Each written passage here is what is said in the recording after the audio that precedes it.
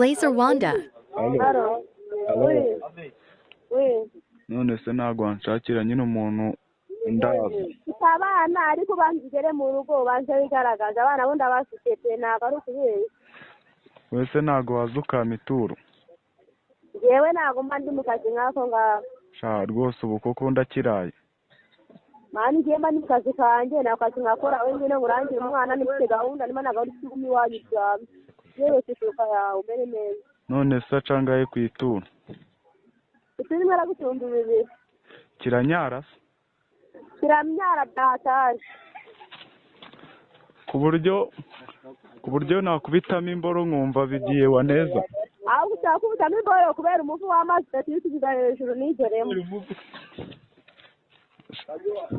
Hano kuri nshaka urutuba ni ukuri kw'Imana na tarurara. Ngwino umurebe ntari. Nose ubu we ntabwo wanyara nka we. Ese umugabo nkunda ntabwo byo njya mbikora. Sha nshaka umuntu unyara cyane man. Blazer Wanda. Nose uwo mwana twahuza gute? Twahuza gute? Nazirashiramo. Uwo mwana twahuza gute? Alo? Nakusoka nyuma naguhaye. Alo? Nakubwiye wewe ngina mu rugo gatera. Uwo mwana twahuza gute nkumva nimba nta munyazo? Kaza umuge muvukanye banavugana n'uyu muntu. Alo? Ko bari bambwiye ngo uranyara se uranyara? Abakozi nazivukanye. Ku buryo nakubitamo imboro ukabona ari wane?